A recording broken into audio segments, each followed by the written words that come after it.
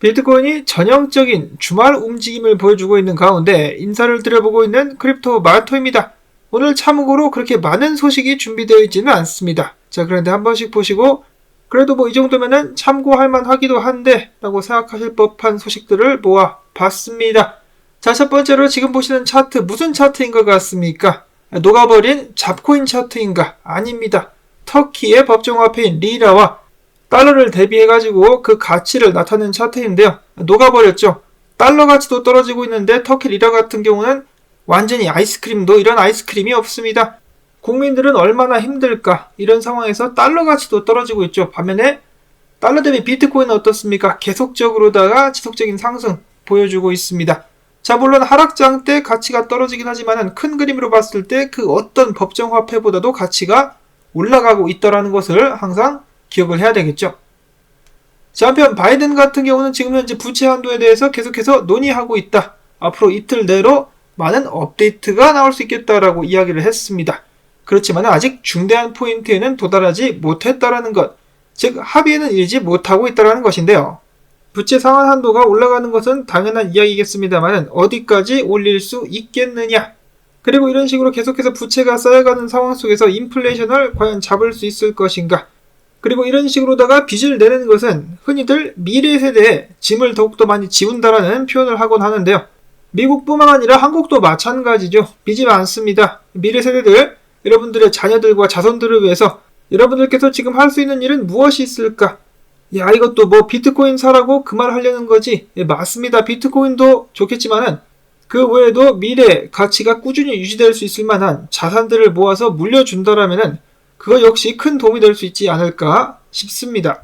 이어서는 본격적인 암호화폐 이야기 해보도록 하겠습니다. 코인리스가 이번에도 국내 암호화폐 투자자 2,000명을 대상으로 설문조사를 진행한 결과 조금 더 많은 사람들이 주마다 비트코인의 상승에 대한 기대를 낮추고 있는 것으로 나타났습니다. 저번 주 같은 경우 비트코인이 상승 및 급등할 것이다에 대해서 40% 정도가 그럴 것이다 라고 대답을 했는데 이번 주 같은 경우는 기대가 좀 더 줄어가지고 35.5%만이 비트코인 상승을 기대하고 있었고 반면에 당연히 하락 및 급락을 예측하고 있는 응답자 비율은 전주 대비 상승했습니다. 과연 이번 주에는 비트코인과 미국 증시에 영향을 끼칠 수 있을 만한 어떤 소식들이 나오게 될까? 자, 그리고 뒤에서 좀 더 자세히 살펴보도록 하겠는데 비트코인 같은 경우는 저번 주 내내 하락을 했습니다. 어제까지 포함해서 8일 연속 음봉으로 일봉을 마감을 했는데요. 과연 이번 주에는 반등을 좀 해줄 수 있을 것인가? 긴장감이 흐르고 있는 가운데 소식들을 계속해서 이어서 보도록 하겠습니다. 자, 첫 번째로는 비트코인을 법정화폐로 채택한 엘살바도르. 한때는 전 세계에서 가장 위험한 나라 중에 하나로 알려져 있을 만큼 범죄라든지 갖가지 좋지 않은 사건 사고들이 많은 나라인데 이 엘살바도르 지난 1년 동안 단 한 건의 살인사건도 없었다라고 합니다. 자, 물론 이 데이터 같은 경우는 엘살바도르 측에서 제공한 데이터이긴 합니다만 그래도 확실하게 범죄율이 준 것은 사실이죠. 정말로 살인사건이 단 한 건도 없었다라면 미국보다 훨씬 나은, 한국보다도 나은 치안이 유지가 되고 있는 것이 아닌가. 나이프 부켈레 대통령 같은 경우는 엘살바도르의 법과 안전을 회복시키고 나라를 부유하게 만드는 방향으로 이끌면서 아직까지도 지지율 90%대를 유지하고 있다라고 합니다. 엘살바도르 역사책에 길이 기억될 그런 인물이 되지 않을까. 특히 비트코인을 채택한 것, 이것이 후에 엘살바도르에게 큰 복이 돼서 돌아올 수 있기를 기대해 봅니다. 자, 그 다음으로는 12년 동안 잠자고 있었던 비트코인 주소가 활성화되면서 139개의 비트코인이 움직이기도 했었습니다. 그때 당시 때 가격 300만원, 지금 현재 가격으로는 50억 원이 넘는 돈이 되었다라고 하네요. 자, 그 다음에 비트코인 같은 경우 25,200달러 지지가 굉장히 중요할 수 있다라고 글래스 노드 측에서 밝혔습니다. 그 이유가 무엇이냐? 단타자들이 본전을 치는 가격이 25,200달러 수준이기 때문에 만약에 근처까지 떨어지게 된다 그러면은 단타자들 손실을 피하기 위해서 매도를 하게 될 수 있다는 것이죠. 그래서 25,200달러가 무너지게 된다면 추가적인 매도 압력이 작용할 수가 있겠다. 자, 근데 그 반면에 실현 시가총액을 기준으로 봤을 때 이 수치가 1이 된다면 오히려 그 자리가 해당 하락의 바닥이 될 수도 있다라는 의견도 있습니다. 과거에도 해당 수치가 1이 됐을 때 3월에 반등에 성공했었다라고 하는데요. 25,200달러짜리까지 조정을 딱 받고 그 자리부터 반등하게 될 수 있지 않을까라고 글래스 노드 측에서는 생각을 하고 있는 듯 합니다. 자, 그런데 비트코인 같은 경우는 아직까지 26,000달러 후반대, 27,000달러대에서 잘 버텨주고 있죠. 자, 다가오는 한 주 어떤 변화들이 있을 것인가. 일단 주말 반등이 약간 나오긴 했었는데 트레이더 SG 분석가 같은 경우는 진실의 시간이 왔다. 해당 저항을 뚫고 올라갈 수 있을 것인가, 아니면은 저항 확인이 되면서 툭 치고 떨어져 버리고 말 것인가. 일단 툭 친 다음에 힘을 못 쓰고 있는 비트코인의 모습. LEG 분석가 같은 경우도 해당 저항에 맞자마자 비트코인이 떨어지고 있다. 나는 일단 여기서 여기까지 먹었기 때문에 무포 관망을 하겠다라고 이야기를 했습니다. 수익 실현을 일단 했으니까 보고 있다가 올라가서 안착하면은 다시 한번 롱 들어가면 되는 것이고, 만약에 최근 있었던 지지를 깨고 아래로 떨어진다 그러면은 숏을 치면 되는 것이고, 정말로 세상 편하게 투자를 진행하고 있는 LEG 분석가. 다음으로는 좌니 분석가. 최근에 좀 적중률이 떨어져가지고 그만 공유할까 고민이 드는 분석가긴 한데요. 주말 동안에 이런 식으로 치고 올라가가지고 27,300까지 올라갔다가 떨어질 수 있기 때문에 조심해야 된다 라고 이야기를 하기도 했었습니다. 다음으로서는 댄 크립토 트레이즈 분석가인데, 자, 원래 그제까지 해가지고 비트코인이 7일 연속으로다가 음봉을 만들면서 하락을 쭉 이어갔었는데, 이런 상황이 또 언제 발생을 했었느냐. 바로 작년 6월과 9월 정도 이런 식으로다가 7일 연속 음봉이 나왔었는데 그때마다 강력한 반등 보여주었었다라고 합니다. 지금은 8일 정도까지 음봉이 나온 상황인데 지금부터 반등 또 나와줄 수 있을까? 이번 주에 한번 살짝쿵 기대를 해보도록 하겠고요.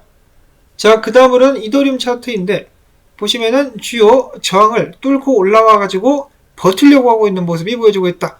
여기서 안착할 수 있다라면은 이것이 가짜 하락이 되면서 다시 한번 구간 내에서 상승까지 기대를 해볼 수가 있겠죠. 자, 문제는 비트코인이 잘 따라줘야만 되겠습니다.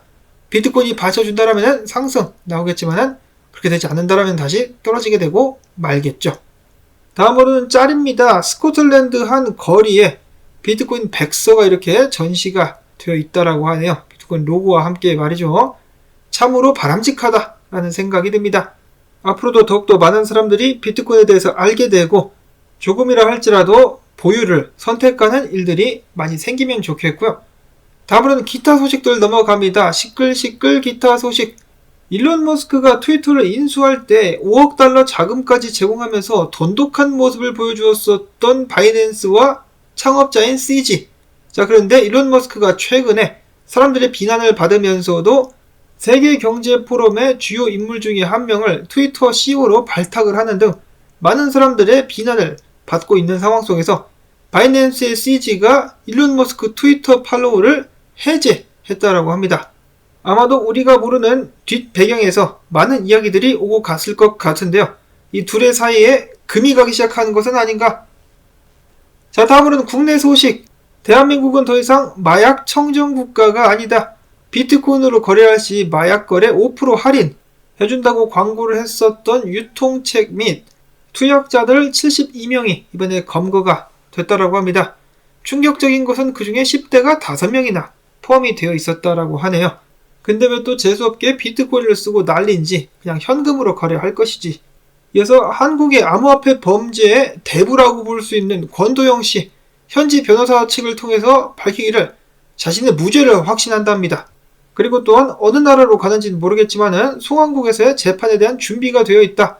아주 그냥 자신 있는 모습 보여주면서 변호사가 이야기하기를 권 대표 등 의뢰인들이 도주할 의도가 없다 라고 강조를 했습니다.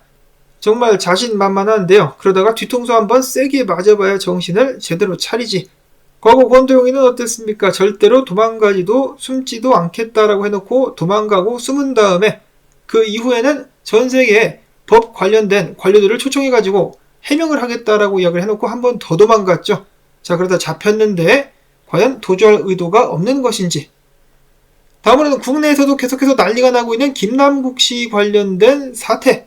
나는 조사에 성실하게 협조하겠다. 그리고 당에서 암호화폐를 매도하라고 권유했는데 그대로 따르겠다라고 이야기해놓고 탈당했기 때문에 지금 현재 진행되고 있었던 조사가 멈춰질 가능성에 놓여 있다라고 합니다. 자, 조사를 멈추면 안 된다. 본인은 무소속으로서 진실을 밝히겠다라고 하는데 이 조사를 중단시키기 위해서 탈당한 것이 아니냐라는 의혹들이 계속해서 들고 있습니다. 탈당하기 전까지 주요 자료를 제출하지 않았었다라고 하는데요. 그 주요 자료 중에는 이용거래소, 전자지갑, 암호화폐 지갑을 이야기하는 것이겠죠. 그리고 거래 코인 종목, 수입 등 거래 현황에 대해서는 전혀 제출을 하지 않고 탈당을 함으로써 조사가 중단될 위기에 처했다라는 것입니다. 한국 격언이라고 해야 되나요? 이런 말이 있죠. 쫄리면 뒤지지든가, 쫄려가지고 도망간 것이 아니냐라는 비난이 일고 있습니다. 자, 그리고 김남국 의원 같은 경우는 최소 4개 이상의 코인 지갑을 이용했으며 국무회의 때뿐만 아니라 이태원 참사 때도 코인 거래가 의심되고 있다라고 합니다.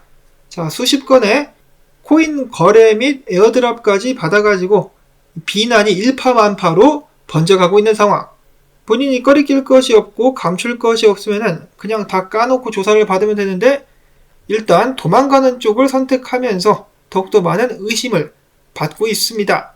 특히나 최근에 밝혀진 바에 의하면 검찰 측에서 김남국 씨의 코인 거래를 추적하기 위해서 영장을 2차례 청구를 했었는데 법원에서 다 기각을 시켜버렸었다라고 합니다. 그래서 계속해서 논란이 커져가고 있는 상황. 무엇을 감추려고 하는 것이냐? 그냥 깔끔하게 나와서 다 밝히면 안 되는 이유는 바로 무엇인가? 정치 생명을 포기할 정도로 감춰야 될 만한 무언가가 있는 것인가?